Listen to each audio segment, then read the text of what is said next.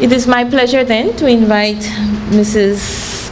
Barrow to the podium to offer her remarks and to declare the day's event officially open.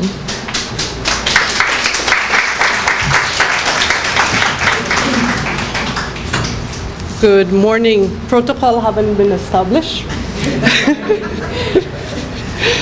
I am really honored that I was asked by the Belize Cancer Center, D'Anguiga, and the Belize Cancer Society to speak to you today.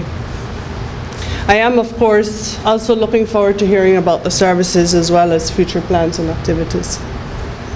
Some of you, or maybe all of you, are familiar with cancer statistics, or will be finding out about them today. And while statistics serve their purpose, when I hear the word cancer, it is not numbers or percentages which comes to mind. Rather, it is the faces of those who on a daily basis fight this dreadful disease. I see, for example, the face of my nephew, an 18-year-old boy whose entire life came to a standstill upon his diagnosis. Today, I'm happy to say that he has joined the ranks of many courageous cancer survivors, and his life is once again in forward motion. He's currently pursuing a degree in engineering at a Canadian university.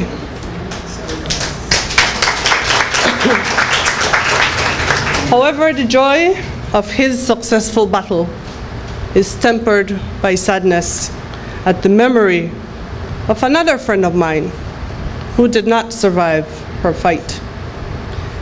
These are the closest experiences I've ever had with cancer. But from them, I can say that the power to fight this disease comes from the heart and soul, but most of all, it comes from being able to envision a day when you are cancer-free. It is, of course, all these parameters that both access to treatment and prevention are key. It really is hard to imagine that the Belize Cancer Center in D'Anguiga is the only place where people can access cancer treatment.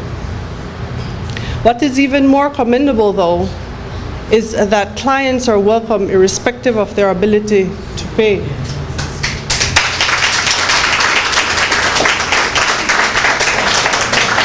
With their open door policy, the center is ensuring that those persons who are financially disadvantaged have a second chance at life.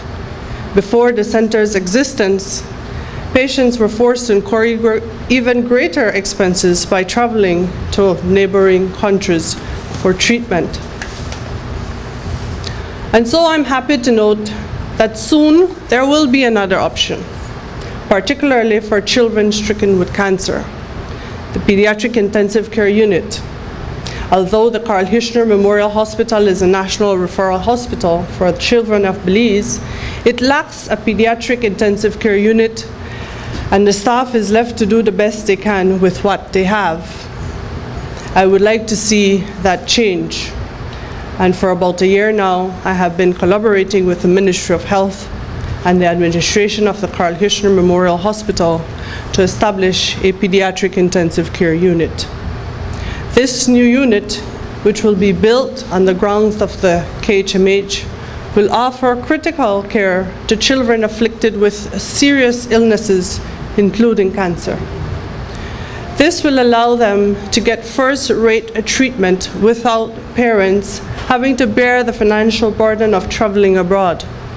It will also allow them to remain among family and friends, which is critical during the recovery stage. The KHMH Children's ICU is proposed to house 8 pediatric intensive care unit beds and 8 neonatal intensive care unit cots. It will be self-contained with its own controlled lighting, temperature, medical gases, and other essential environmental concerns, and will be staffed according to international guidelines for such specialized services. Most of all, we are hoping that upon completion, It will help to further reduce Belize's under 5 mortality rate. Those afflicted by cancer deserve access proper care and treatment. I must applaud the Dangriga Center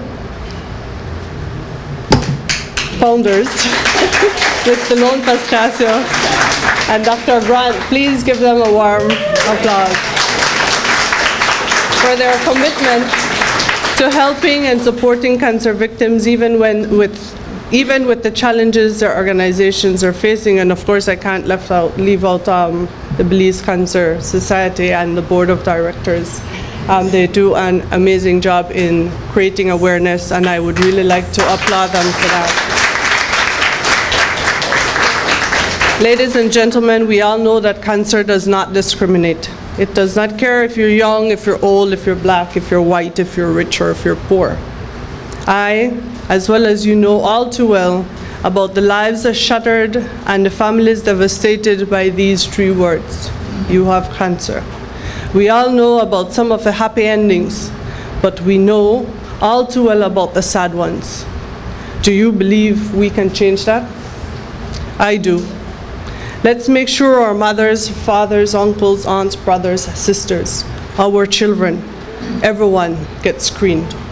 It can potentially save a life. For a small country like Belize, size is both a blessing and a curse, as resources are often limited. However, this hurdle can be overcome by working together. And so today, I stand with you all, united in the fight against cancer. Together, we can offer patients, families, and friends that common vision of hope. I thank you.